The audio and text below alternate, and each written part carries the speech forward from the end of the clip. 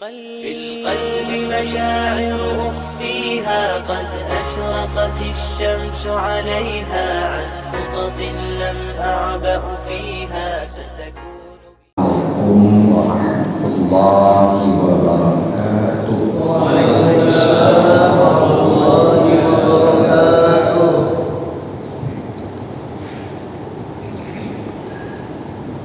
Bismillah, alhamdulillah, Allahumma salli wa sallim wa barik ala sayyidina Muhammad ibn Abdullah wa ala alihi wa ashabihi wa atba'ihi wa man tabi'ahu wa mawalah.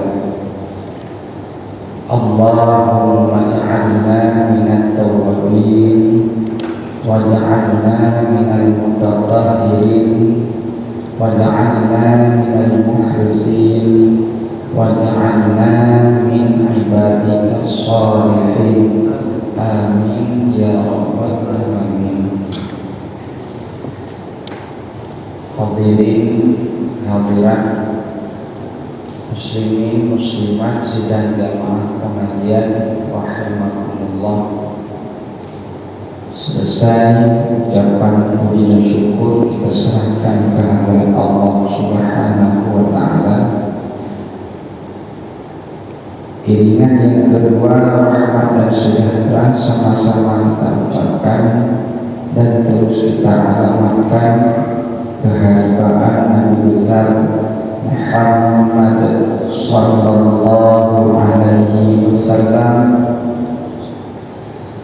berikut kepada seluruh keluarganya, para sahabatnya, dan segenap kerabat-kerabatnya yang mulia. Rahmat dan keampunan sama-sama kita doakan kepada seluruh para alim ulama yang mulia dan yang berhormat, mudah-mudahan dimuliakan oleh Allah Subhanahu wa taala, pada imam masjid, pengurus masjid, dan pada seluruh jamaah Bapak Ibu sekalian. Mudah-mudahan kita selalu mendapat ampunan dan perlindungan daripada Allah Subhanahu wa taala. Amin ya rabbal alamin. Halaman 9.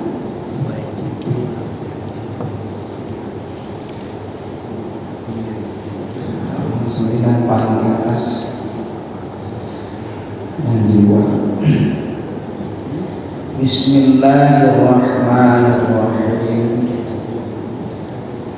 Wa yajibu fi haqqihi ta'ala kaunuhu qadiran wa dhidduhu kaunuhu ajizan. Wadalilu ala dzalika dalilul qudrati. Wa yajibu fi haqqihi ta'ala kaunuhu muridan wa dhidduhu kaunuhu karihan. Wadalilu ala dzalika dalilul iradah. Wa yajibu fi haqqihi ta'ala kaunuhu aliman wa dhidduhu kaunuhu jahilan. Wa dalilu ala dhalika dalilul ilmi. Wa yajibu fi haqqihi ta'ala kaunuhu hayyan wa dhidduhu kaunuhu mayyitan. Wa dalilu ala dhalika dalilul hayat. Wa yajibu fi haqqihi ta'ala kaunuhu sami'an basiran wa dhidduhuma kaunuhu asamun wa kaunuhu a'ma. Wa dalilu ala dhalika dalilul sam'i wa dalilul basar. Wa yajibu fi haqqihi ta'ala kaunuhu mutakalliman wa dhidduhu kaunuhu abkam. Wa dalilu ala dzalika dalilul kalami. Bismillahirrahmanirrahim. Dan wajib, wajibu dan wajib, fi haqqi ta'ala, pada haknya zat Allah Ta'ala. Apa yang menjadi kewajiban pada hak zat Allah Ta'ala? Kaunuhu qadiran, kaunuhu keadaannya Allah qadiran, yang berkuasa. Wadibduhu, dan bermula lawannya atau yang sifat mustahilnya, kaunuhu ajizan, keadaannya Allah ajizan, itu yang lemah. Wadalilu, dan bermula bukti hal keadaan tersebut, ala zalika, di atas demikian, itu dari kudrah, bukti sifat kudrah. Titik. Berikutnya perlu lagi menganalisa sifat yang wajib bagi Allah ada. Wajib bagi kita meyakini bahwa sifat itu ada adalah qadiran. Qadiran terjemahnya adalah Allah itu bersifat yang kuasa. Berbeda hal kudrah dengan qadiran. Kalau kudrah pembahasan yang lalu, kudrah artinya kuasa, qadiran artinya yang berkuasa. Di mana letak perbedaan?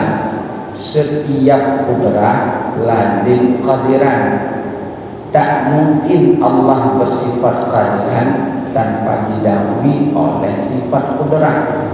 Jadi kudrah dan qadiran itu lazim malzum, wajib, sama-sama wajib, mewajibkan.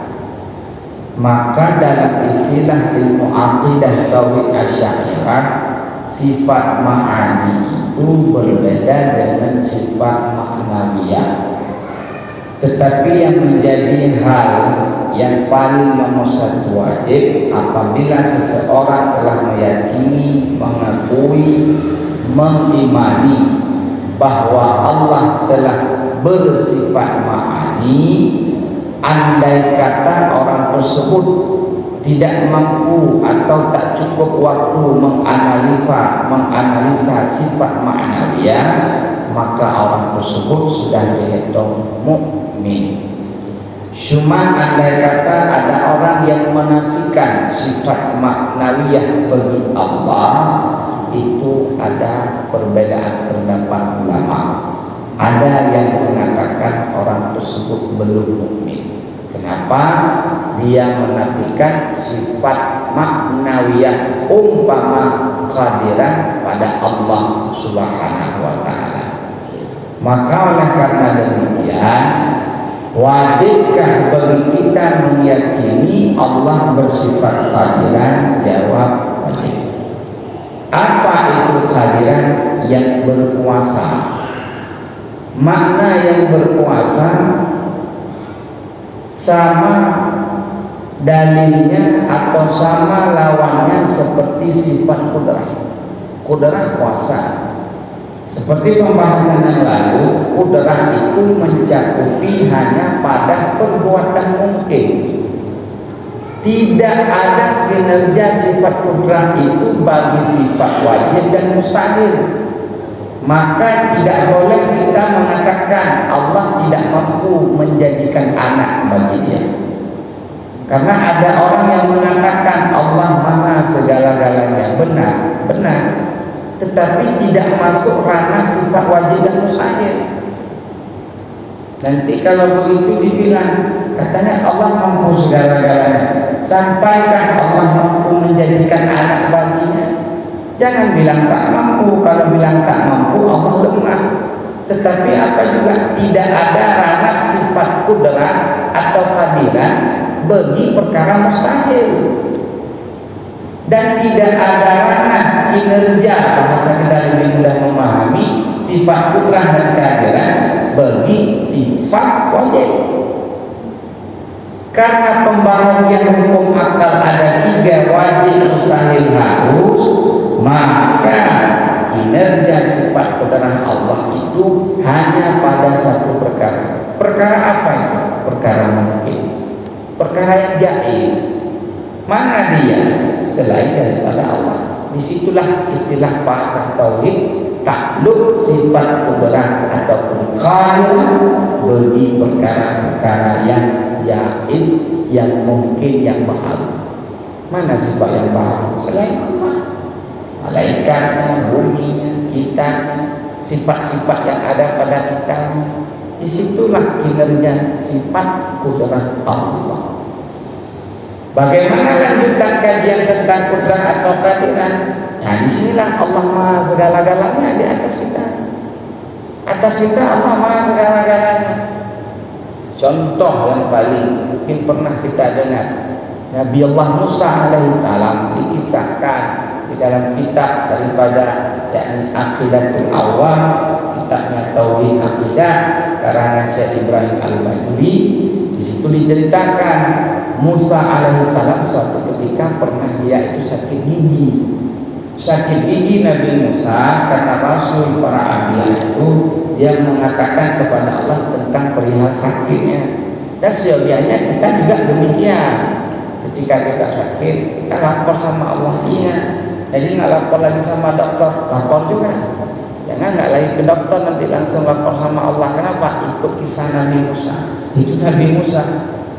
Akhirnya apa perintah Allah? Wahai Musa, perintahkan kepadamu kamu ambil segumpal rumput. Disebutkan nama rumputnya di situ. Ada nama rumput jenis rumputnya. Diambillah oleh Nabi Allah Musa alaihissalam, diperintah Allah taruh dan letakkan pada gigimu yang sedang kau sakiti. Ditaruh Nabi Musa, seketika itu sembuh. Tak lama kemudian Nabi Allah Musa alaihissalam kembali digerogoti oleh giginya itu sakit lagi yang kedua.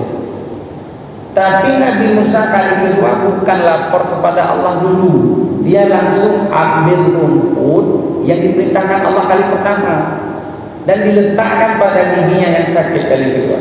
Anehnya giginya bukan malah sembuh tapi malah sakit. Nah, ketika malah sakit baru dilapor sama Allah, ya Allah, kenapa nggak sembuh? Padahal rumput-rumput yang kau perintahkan kali pertama aku sakit gigi, kenapa kali kedua aku tak sembuh giginya? Apa jawab Allah?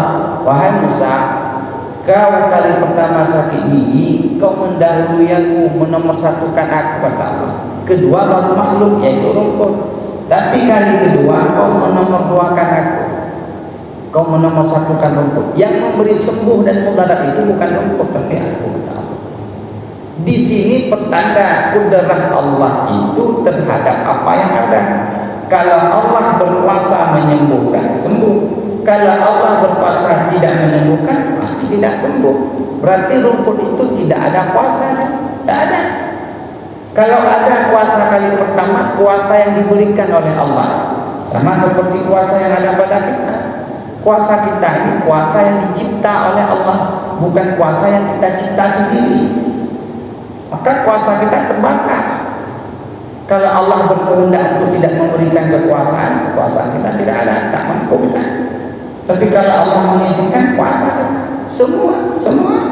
Kenapa? Karena kita perkara mungkin. Boleh bersifat kuasa, boleh bersifat lemah. Tetapi bagi Allah tidak boleh.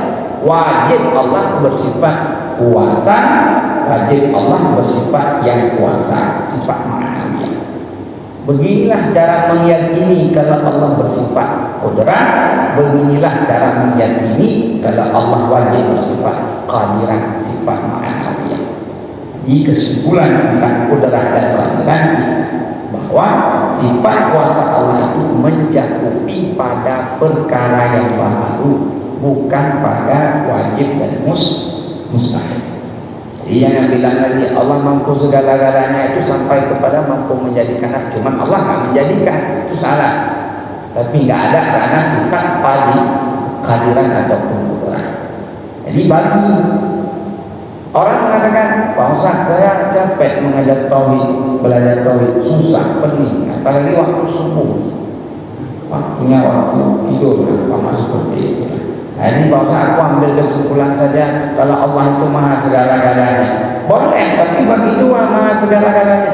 Yang layak bagi Allah, yang gak layak bukan gak kuasa, gak ada ranah kudrat, mesti dibagi dua. Maka keyakinan tauhid orang awam tanpa dulu seperti ini sebenarnya banyak. Ketika meyakini Allah maha segala-galanya, kan sering orang mengucapkan seperti ini. Benar katanya, benar kalau yang dimaksud yang layak bagi Allah. Tapi kalau yang dimaksud semua itu tidak boleh. Bukan Allah lemah, tidak boleh lemah Allah. Nah, beginilah kesimpulan sekelumit tentang wajibu fi hati ta'ala qawlu qadiran, wajib dalam ilmu akidah, wajib asli. Waziduhu kaunuhu ajizan, mustahil Allah Ta'ala bersifat yang lemah. Mana buktinya hal demikian? Wa dalilu ala dzalika dalil qudrah, bukti qudrah.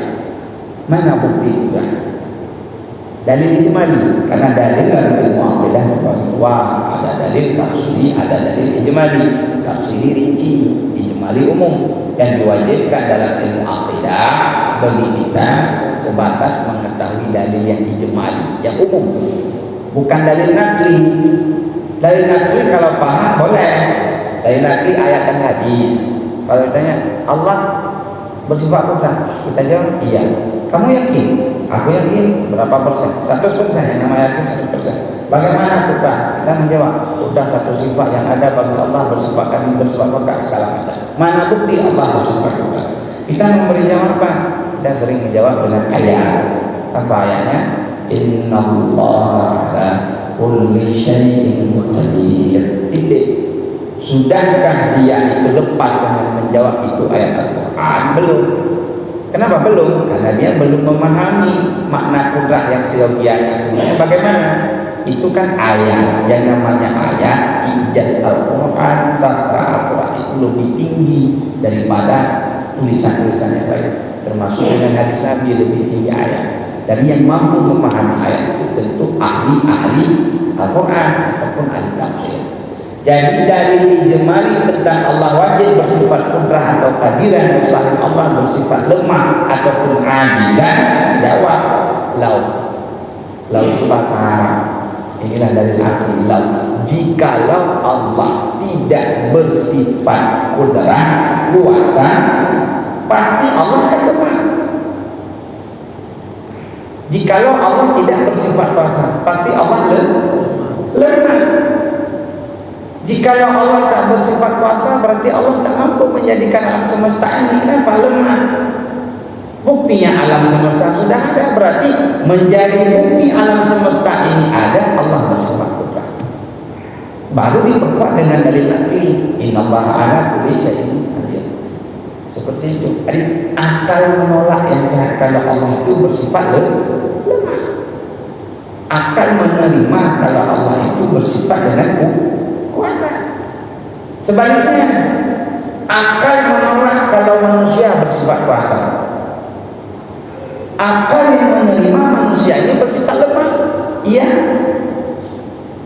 Mana buktinya kuasa kalau manusia ini tak bersifat kuasa? Coba buat satu butir padi yang belum ada. Coba buat sendiri. Satu butir padi, bukan padi yang sudah Allah cipta. Kita ciptakan sendiri manusia. Coba mulai besok duduk berhimpun seluruh penduduk bumi, ciptakan pasir yang kita buat ataupun sebutir padi, ciptakan sendiri. Mampukah kita? Tidak. Oh mampu maksud itu padi yang Allah jadikan, yang kita jadikan sendiri. Coba, nggak usah banyak-banyak, nggak usah bumi, nggak usah matahari, sebutir padi, bukan sendiri, duduk seluruh penduduk bumi. Tak mampu menjadikan, mampu, lemah bagian.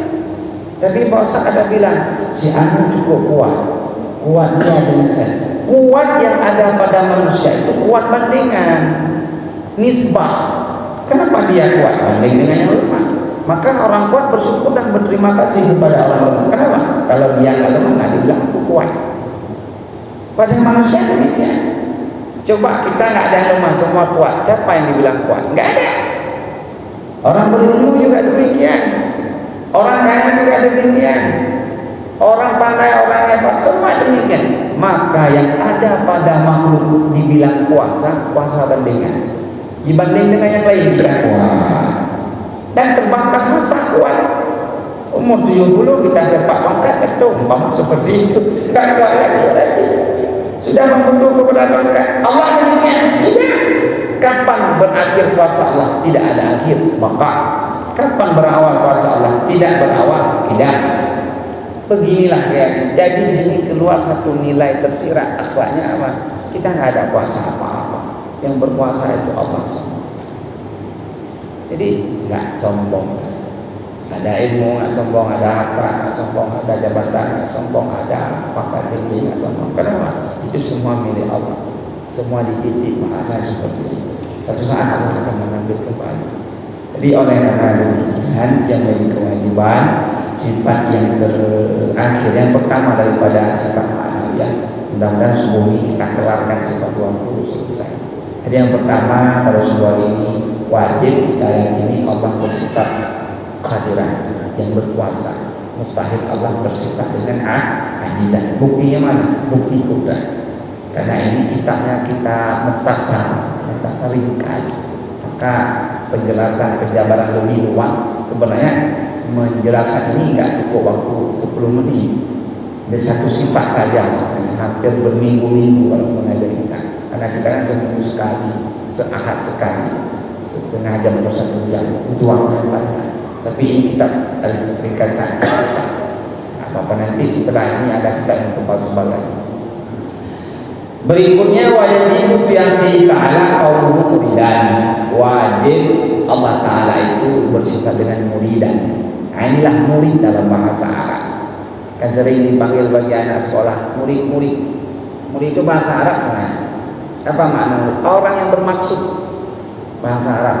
Ataupun dibilang sama orang siswa. Kalau siswa itu bukan bahasa Arab, bahasa kita. Murid-murid, makna murid-murid, hai orang-orang yang bermaksud.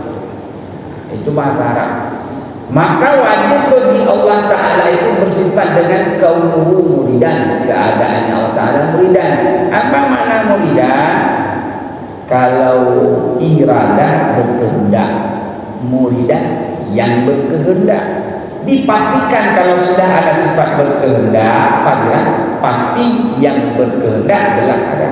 Lazim malzum. Tak mungkin dikatakan Allah bersifat yang berkehendak kalau tidak ada sifat kudrat, kehadiran. Muridan yang berkehendak, berarti sifat ma'aninya muridan, sifat ma'aninya ma'nawiyahnya iradah, sifat ma'aninya iradah, kudrah iradah, sifat ma'nawiyahnya muridan yang bermaksud. Apa maknanya? Maknanya adalah wajib Allah bersifat dengan menentukan. Inilah yang saya bilang, kita sering mengatakan ini ketentuan Allah. Sering kita mengatakan ini ketentuan Allah, ini ketentuan. Itulah muridah ataupun iradah. Begitu pula sifat muridah ataupun iradah cakupannya pada perkara yang jaiz, bukan ranahnya wajib dan mustahil. Kehendak Allah itu kepada perkara yang baru, bukan wajib bagi Allah dan bukan mustahil bagi Allah. Muridan itu berkehendak, menentukan ya Allah. Akan apa Allah menentukan? Apa-apa saja yang ada. Apa yang Allah tentukan? Terserah Allah. Apa yang Allah tentukan? Kepada siapa Allah tentukan? Terserah Allah. Kapan Allah tentukan? Terserah Allah. Boleh kita memaksa? Tidak. Maka doa bukan paksaan kita terhadap Allah. Bukan kita ingin mengkoordinir Allah, perintah-perintah Allah. Bukan doa, bukan seyogianya merintah Allah. Jangan salah, ya Allah jangan jadikan aku menjadi orang miskin, jadikan aku orang kaya. Minta-minta terus nggak masalah, tapi itu bukan memerintah Allah. Karena dalam usul fiqh ada 3. Dalam usul fiqh ada 3. Kalau dari atas ke bawah, kata-kata amar atau perintah itu maknanya perintah. Kalau dari atas ke bawah, derajat yang lebih tinggi, Allah kepada Nabi, Allah kepada malaikat, Allah kepada makhluknya, itu perintah, jelas perintah. Masih 2, wajib dan sunat. Yang kedua, sebaliknya, kalau yang dari bawah ke atas mengatakan dengan kata-kata perintah, itu doa maknanya. Anak terhadap orang tua, karena derajat yang meminta lebih rendah ketimbang yang diminta. Itu maknanya doa. Anak terhadap orang tua, ayah tolong belikan aku mobil, motor. Itu bukan perintah anak kepada ayah, tapi doa, permintaan. Boleh diberi, boleh tidak sebenarnya. Yang namanya doa, kalau diterima ya diterima, kalau tidak ya tidak. Tugas kita kan meminta, tugas menerima itu Allah. Begitu juga kita, malaikat, para nabi. Maka doa kita bukan perintah kita terhadap Allah, tetapi permohonan, permintaan. Diberi atau tidak itu hak Allah. Tugas kita meminta. Sesat masalah, nggak boleh ada sifat istijab dalam bab tasawuf, dalam bab adab berdoa. Tidak boleh ada sifat istijab ketika berdoa terhadap Allah. Apa itu sifat istijab? Meminta untuk cepat ditunai apa yang kita paksaan. Ya Allah, aku dah minta tak kali, tak pernah diberi. Apa yang kena cakap? Bukan dah kata apa punya. Aku dah hampir 2 tahun dah minta ya Allah, tak pernah diberi. Tak mau aku minta lagi. Kalau jauh sama Allah, apa urusan minta. Kamu tak ingat yang ku beri tanpa kau minta aku beri, kenapa tak ingat? Kalau dibalas mau bilang apa kita? Pernah kau minta menjadi manusia? Tak pernah. Kalau menjadikan kau menjadi binatang bisa saja, tapi menjadikan kau manusia bahkan sempurna, kaya kau, sempat mengaji lagi. Ini kita nggak pernah bersyukur hadirinya. Saat Allah mengatakan ini, maka kalau kita telusuri sejarah, coba lihat sejarah Nabi Musa ketika memohon. Yang aminkan doa Nabi Musa, Nabi Allah Harun lagi. Tahu berapa lama dalam kitab Syarah Hikam itu sampai 40 tahun. Yang memohon Nabi Musa, yang mengaminkan doa Musa Harun. Itu kan kakak beradik. Pangkat mereka Nabi, pangkat mereka Rasul. Itu masih ada dalam Al-Quran sampai sekarang. Allah membalas doanya Nabi Musa. Qad ajabtu da'watakuma, soal Al-Baqarah ayatnya, cari sendiri saya dah lupa. Ada ayatnya. Nabi Musa meminta, ya Allah tenggelamkan Fir'aun. Itu permohonan Nabi Musa. Harun menjawab amin. Allah memberi jawaban, sinyal tentang doa Nabi Musa. Qad ajabtu da'watakuma, sungguh telah kuterima doa kalian berdua. Nah, disinilah maknanya. Kenapa yang memohon satu Allah membalas dua? Qad ajabtu da'watakuma, kuma itu dua. Padahal yang memohon Nabi Musa, Allah membalas dua. Sungguh telah kuterima doa kalian berdua. Pertanda Pak Imam seperti Allahumma itu doa. Mengucap amin juga doa.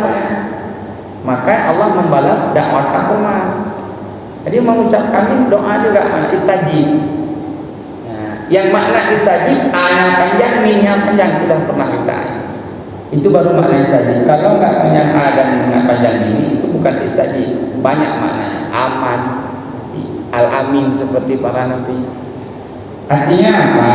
40 tahun setelah doa Nabi Musa dan Harun baru direalisasikan doa. 40 tahun baru tenggelam Fir'aun. Itu Nabi Musa yang berdoa, Nabi Harun yang mengaminkan. Nabi Ibrahim itu masih ada juga dalam Al-Quran diabadikan. Yang permintaan Nabi Allah Ibrahim setelah memerintahkan membuat Ka'bah, berdoa Nabi Allah Ibrahim, apa katanya? Ya Allah, bangkitkan di akhir zaman nanti seorang rasul minhum, dari mereka, yatlu alaihim ayati, meminta dibangkitkan seorang rasul. Siapa? Itulah Muhammad. Nabi Muhammad itu ada berkat doa Nabi Ibrahim yang ada hadisnya. Kata Rasulullah SAW, ana maujud dakwatun abi, aku ada dengan sebab berkat diterima doa ayahku. Abi di situ bukan. Maka abi bukan ayah kandung Walid. Maka ketika ada hadis yang mengatakan abi wa abaka finnar, ayahku dan ayahku dalam neraka, itu tertolak. Bukan Abdullah ayah Nabi dalam neraka. Berhati-hati. Katanya ada hadis yang sahih Bukhari Muslim. Kenapa? Ayah Nabi dalam neraka. Buktinya ini hadisnya. Ketika sahabat menanyakan aina abi, di mana ayahku, dia menjawab oleh Rasulullah, ayahmu dalam neraka. Dia marah. Dipanggil sama sahabat, panggil kembali dia. Dijawab oleh Rasulullah, abi ayahku wa abaka finnar, ayahku dan ayahmu dalam neraka. Baru tenang sahabat tersebut. Diambil kesimpulan sama orang yang berkesimpulan, tapi salah. Ayah Nabi dalam neraka, Abdullah dalam neraka. Kenapa? Hadis yang mengatakan Nabi sendiri. Padahal yang makna ayah kandung bahasa Arab itu walidi, bukan abi. Abi itu bisa terpaham ke selain ayah. Paman bisa jadi. Sama kayak itu Pak Ustaz Ya. Nabi Ibrahim sama Abu Zar apa? Azar ya. Abi juga panggilannya. Abi juga panggilannya Azar, ayah Ibrahim. Jadi berhati-hati dengan itikat-itikat yang demikian.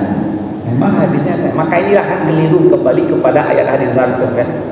Keliru kalau tanpa melalui ahli tafsir hadis atau ahli tafsir ayat. Kitab yang mentafsir ayat inilah kitab, makanya kita kembali ke kitab ulama yang berpegang kepada ayat dan hadis. Maka ingin saya sampaikan apa? Nabi Ibrahim pernah berdoa supaya dilahirkan di akhir zaman seorang rasul yakni Muhammad. Sehingga Muhammad dalam satu hadis yang diriwayatkan oleh Ahmad, beliau mengatakan, aku lahir ataupun ada berkat diterima diijabah doa ayahku Abi. Padahal Abi itu siapa? Ibrahim. Mana ayah kandung Ibrahim? Tapi nenek Muhammad yang ke-30 kalau kita atur silsilahnya. Nenek Nabi Muhammad atuknya yang ke-30 Nabi Allah Ibrahim. Dalam Al-Quran itu terbukti. Maka berapa tahun coba bayangkan Nabi Ibrahim kapan mendoa, Nabi Muhammad kapan ada? Berapa selang Ibrahim, Ismail, Isa, Daud, Isa, antara Isa dengan Muhammad dalam sirah itu disampaikan 470 sekian tahun kekosongan nubuah, tidak ada rasul. Setelah Isa diangkat ke langit, ada waktu 400 sekian puluh tahun tidak ada rasul. Kalau kita hitung sampai kepada Ibrahim, berapa puluh ribu tahun baru diterima doa Nabi Allah Ibrahim. Jadi tentang hal doa silahkan panjat sebanyak-banyaknya. Waktu istijabah Allah sedia, tempat istijabah Allah beri. Silahkan berdoa. Allah Maha menerima. Artinya ketika berdoa kepada Allah jangan ada sifat istijabah. Kenapa? Allah bersifat dengan muridan, berkehendak ya Allah terhadap apa yang ada, kapan, di mana, terhadap siapa, apa yang Allah kehendaki, terimalah. Kenapa? Barang siapa yang tidak terima ketentuanku, apa kata Allah dalam Al-Qur'an? Falyakhruj min tahtis samai. Kau keluar daripada bumi yang diciptakan. Falyanzur rabbasi wa kau cari Tuhan selain itu kecamatan. Maka oleh karena demikian wajib bagi kita meyakini Allah itu bersifat muridan yang berkehendak ya Allah, menentukan apa yang ada. Wadiduhu kauhu kalihat, dan bermula lawannya mustahilnya adalah kauhu kalihat yang terpaksa. Lawan daripada kalihat. Kalau lawan daripada kudrat lemah. Kalau lawan daripada muridan yang berkehendak terpaksa. Allah pernahkah terpaksa melakukan sesuatu? Tidak. Penuh perkiraan Allah. Baik buruknya. Nah inilah etika Ahlussunnah wal Jamaah. Mesti kita ulangi, mesti baik buruk itu dari siapa? Etika dulu dari Allah. Ada orang yang mengatakan, Pak Ustaz, aku meyakini yang baik dari Allah, yang buruk dari kita, dari manusia. Sering kita dengar. Sekian dan terima kasih dakwah saya pada hari yang baik-baik dari Allah, yang buruk-buruk dari saya. Kalau sampai dia etika demikian, Mu'tazilah meyakini yang baik datang dari Allah, yang buruk datang dari manusia. Jadi yang benar bagaimana Pak Ustaz? Etika Ahlussunnah wal Jamaah baik buruk itu dari Allah. Mana buktinya Pak Ustaz? Pertama ayat fa'alun lima yurid. Inilah dalil daripada iradah ataupun muridan. Fa'alun lima yurid, berbuat ia Allah lima bagi apa-apa yurid yang dikehendaki Allah, baik dan buruk. Baik yang buruk bagi kita sebenarnya Allah tidak kembali baik, tidak kembali buruk. Bukan baik buruk kembali ke Allah. Allah tak ada baik, tak ada buruk, kembali ke Allah. Baik buruk bagi kita. Karena ada manfaat dikatakan baik, karena mudarat dikatakan buruk. Allah ada kembali mudarat bagi Allah? Tidak. Allah ada kembali manfaat bagi Allah. Tidak, baik buruk untuk kita semuanya. Jadi dari mana baik buruk? Dari Allah. Dalil pertama ayat fa'alul lima yurid. Dalil yang kedua rukun iman yang keenam qada dan qadar. Rukun iman itu bukan disusun sama ulama, bukan. Itu hadis. Ketika Jibril menyerupai manusia kan, bertanya kepada Rasul sedang duduk dengan sahabat, mahwal Islam, mahwal iman, mahwal insan, kapan kiamat, mata saat. Tentang hal iman Rasul menjawab, kau beriman adanya Allah, beriman ada Rasulnya, malaikatnya, kitabnya, hari kiamat, qada dan qadar, untung baik dan untung jahat. Berarti berkesimpulan kita berkeyakinan, beriktikad baik buruk itu dari Allah, cuma untuk beradab. Secara adab boleh, bahwa secara hal menyampaikan, maka orang yang menyampaikan yang baik dari Allah, yang buruk dari kita, kalau beriktikad nggak boleh. Seraya mengatakan adab itu boleh, itu saja. Jadi adakah satu perbuatan kejadian di muka bumi ini yang terjadi di luar daripada ranah irada Allah? Ada atau tidak? Tidak ada. Bukan setelah terjadi ini irada Allah, justru karena Allah mengirada pasti terjadi. Karena ada keliru sedikit tentang sifat ilmu. Saya kecolongan kemarin, jamaahnya sama meyakini Allah mengetahui terhadap sesuatu yang ada. Iya, ya. Dia meyakini Allah mengetahui setelah kejadian. Oh, bukan saja. Justru Allah mengetahui terjadi apa yang Allah ketahui. Bukan setelah terjadi baru Allah ketahui. Kalau kita meyakini Allah mengetahui apa yang terjadi setelah kejadian, tak ubahnya Allah Ta'ala, ilmu Allah itu seperti wartawan kan? Setelah kejadian diliput baru tahu. Salah. Jadi bagaimana keyakinan? Apa yang Allah ketahui dengan ilmunya pasti terjadi. Adakah satu kejadian di alam semesta ini yang terjadi di luar daripada ilmu Allah Ta'ala pengetahuan? Tidak ada. Mustahil. Jangan salah. Jadi bagaimana intinya? Duluan ilmu Allah maka terjadi karena Allah mengetahui. Bukan setelah terjadi baru Allah ketahui. Itu salah. Berarti ilmu Allah nggak kidam bangsa. Ini hati. Salah etikat, mukmin keimanan kita dipersesikan. Kalau iman kita belum jelas, ibadah lebih jelas lagi nggak jelas. Maka hati. Iman ini nomor satu yang penting. Bernilainya iman itu menyebabkan bernilainya ibadah.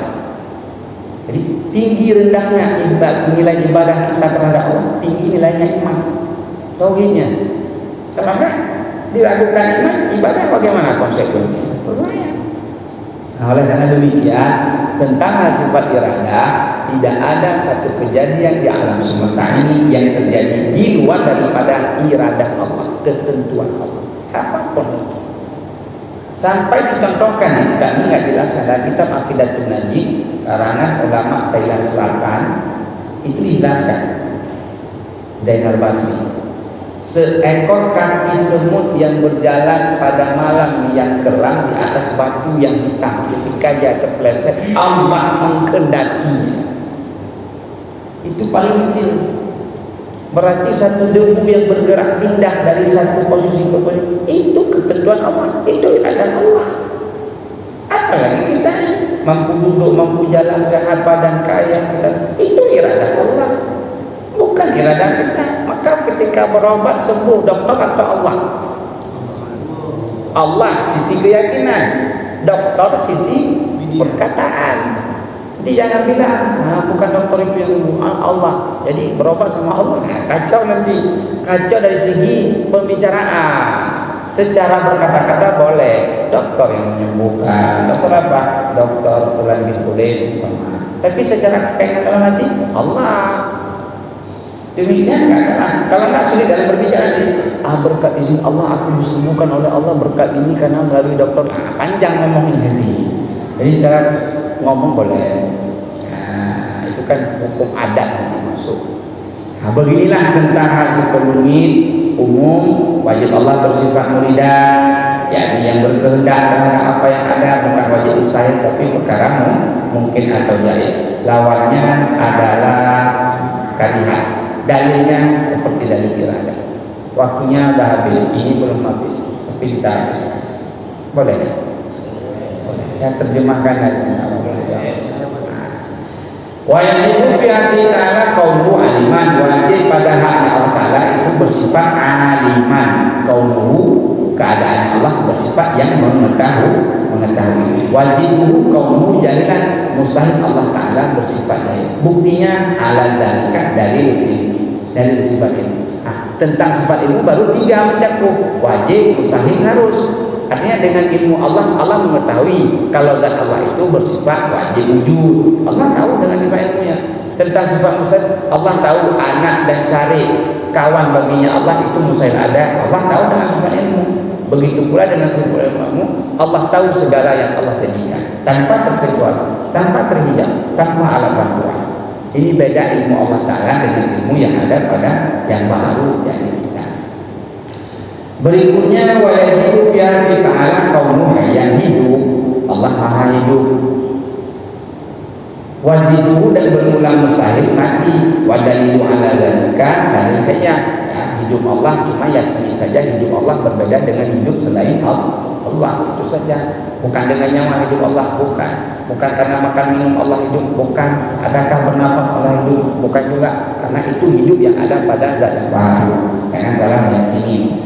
Wa yajibu fi haqqihi ta'ala qauluhu sami'an basiran, wajib Allah Ta'ala bersifat dengan keadaannya sami'an yang mendengar, basiran yang melihat. Wazidduhuma dan bermula lawan keduanya atau sifat mustahil qauluhu asamun yakni yang tuli, wa qauluhu amma yakni yang buta. Wa dalilu buktinya mana ala zalika dalilul sami wa dalilul basari, dalil sama pasar. Tapi jangan yakini Allah melihat dengan bola mata, Allah mendengar dengan tahunya. Yakini saja Allah wajib bersifat melihat dan mendengar. Pokoknya beda dengan kita, itu saja sudah tahunya sudah sampai kewajiban. Jangan yakini sama, yakini beda. Kita kan tahu kalau pendengaran kita pakai ini, ada ini, nggak bisa dengar. Allah nggak demikian. Kita tahu kalau mata kita melihat yang ada di mata, di belakang ini nggak mau lihat. Allah nggak demikian. Allah mengetahui, mendengar dan melihat apa-apa yang ada. Yang terakhir wa dalil wa yajibu fi haqqi ta'ala qauluhu mutakalliman, yakni keadaan Allah Ta'ala yang berkata-kata. Wazibuhu dan bermula lawannya atau mustahilnya qauluhu al-kalam, bisu yang bisu. Mana buktinya Allah wajib bersifat yang berkata-kata, mustahil Allah bersifat dengan yang bisu. Wa dalilu ala zalika dalilul kalami, bukti sifat kalam. Sebagaimana penjelasan sifat kalam terakhir, kata-kata Allah yang tadi yang ada pada zat Allah tidak huruf, tidak suara. Yakini saja, jangan bayangkan bagaimana ada suara, tak huruf, tak ada suara. Nah, begitu saja selesai masalah. Kesimpulan umum bahwa tentang hal sifat yang wajib bagi Allah Ta'ala, yakini saja karena kita ada sholat, ada puasa, meyakini Allah itu ada, sering mengucap insya Allah ketika berjanji, alhamdulillah ketika mendapat nikmat, semua kita sebut nama Allah yang mana kita sebut, yakini dalam hati, warisilah kepada ahli keluarga anak cucu kita Allah yang bersifat wujud, tidak membakar mukhalafah hawadith kiamu binafsih wadaniya kudrah iradah ilmu ayat sama pasal dalam berfirman entah kali. Jangan dibilang itu nggak ada pada Nabi. Ini yang saya maksudkan. Kenapa kalian tahu tauhidnya 20 itu kan nggak ada pada masa Rasul? Siapa bilang nggak ada? Itu aja. Jadi nggak perlu didebatkan. Dia nggak percaya, sudahlah. Karena kenapa wajib mengaji mengenal Allah melalui sifat 20? Jawab.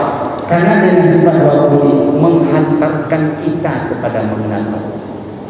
Yang wajib mengenal Allah. Karena melalui ini maka ini wajib lah. Perantara itu wajib. Sebagaimana yang terakhir saya sampaikan, kaidah yang berlaku bawah, ma la yatimmu wajib illa bihi fa huwa wajib. Sesuatu yang tidak sempurna kewajiban itu, maka dengan sesuatu yang baru sempurna, maka sesuatu yang lain juga wajib.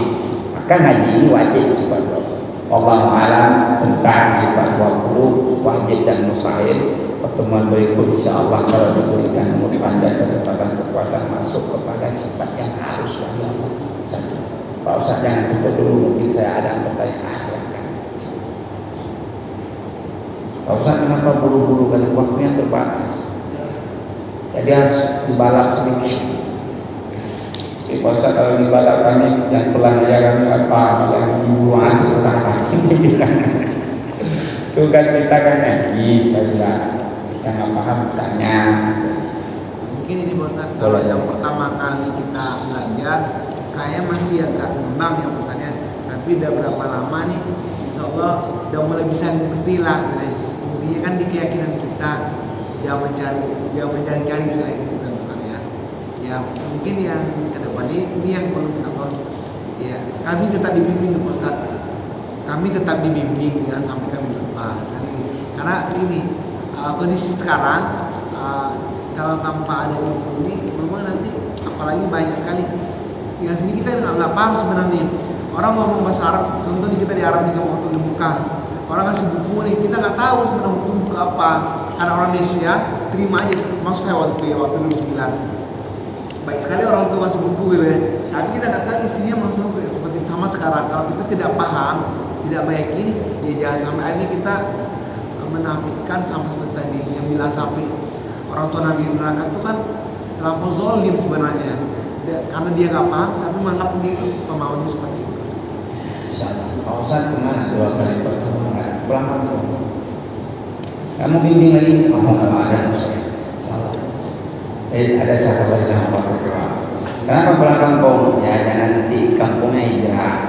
Makanya dilihat dari yang lihat orang kampung tapi isi kampung kan masih ada masih kita jadi mungkin kemudian keluarga.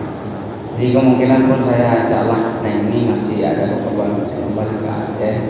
Pertemuan berikutnya kalau memang saya sunyi insya Allah. Jadi kalau nggak ada Pak Imam kan insya Allah bisa diketika atau ada saya minta pesan. Artinya apa? Dalam hal mencari ilmu tauhid, ilmu akidah yang hak, yang ahli sunnah, kita harus menerangkan yang sunni. Ahli sunnah wal jamaah itu karena sekarang bertebaran belakang itu yang ghairil hak, selain dengan yang sebenarnya. Karena banyak sudah terpengaruh, yang termasuk kita bahagia orang terpengaruh dengan akidah yang memang batil. Mudah-mudahan Allah pelihara akan kita sebagaimana doa kunutnya Pak Imam tadi. Mana doa kunut? Apa itu? Waqina bi rahmatika syarra ma qadayta. Pelihara olehmu ya Allah akan kami bi rahmatika dengan kasih sayangmu ya Allah syarra ma qadayta, buruk yang Engkau tentukan. Simpulannya apa? Ya Allah pelihara olehmu akan kami ini ya Allah daripada ketentuan burukmu. Itu kan kehadiran juga kudrah Allah, ketentuan Allah yang buruk terhadap kita. Kita memohon perlindungan. Kita manusia nggak mampu memberi petunjuk, tidak mampu. Kalau manusia mampu petunjuk, justru Nabi Nuh alaihissalam mampu memberi petunjuk kepada istri dan anaknya. Kalau manusia mampu memberi petunjuk, sungguh Nabi Muhammad yang Allah paling hebat di dunia mampu memberi petunjuk kepada pamannya Abu Talib ketika hendak memutuskan nafas terang. Tapi siapa yang memberi petunjuk? Allah. Maka mudah-mudahan kita selalu dalam petunjuk Allah. Amin ya Allah. Sekian, terima kasih. Mohon maaf segala kekurangan. Terima kasih atas perhatian. Kalau ada pertanyaan persoalan ini jelaskan detail pertemuan berikutnya. Insya Allah. Bismillahirrahmanirrahim. Rabbana anfa'na bima 'allamtana. Rabbi 'allimna alladhi yanfa'una. Rabbi faqihna wa faqih ahlana wa qarabatil lana fi dinina. Ya Allah ya Rabbi berkahilah ilmu yang Engkau berikan kepada kami. Fahamkanlah kami, keluarga kami, kerabat kami tentang agama. Rabbana anfa'na bima 'allamtana. Rabbi 'allimna alladhi yanfa'una. Rabbi faqihna wa faqih ahlana wa qarabatil lana fi dinina. Ya Allah ya Rabbi berkailah ilmu yang Engkau berikan kepada kami. Fahamkanlah kami, keluarga kami, kerabat kami tentang agama. Rabbana anfa'na bima 'allamtana, Rabbi 'allimna alladhi yanfa'una, Rabbi faqihna wa faqih ahlana wa qarabatin lana fi dinina. Ya Allah ya Rabbi, berkailah ilmu yang Engkau berikan kepada kami. Fahamkanlah kami, keluarga kami, kerabat kami tentang agama. Amin ya rabbal alamin. Sallallahu ala Muhammad, sallallahu alaihi wasallam, sallallahu ala Muhammad, sallallahu alaihi wasallam, sallallahu ala Muhammad. Ya Rabbi salli alaihi wasallim wa ala alihi wa sahbihi ajma'in. Sekian, terima kasih, mohon maaf kekurangan. Akhir kalam, wabillahi taufiq wal hidayah. Assalamualaikum warahmatullahi wabarakatuh. Waalaikumsalam.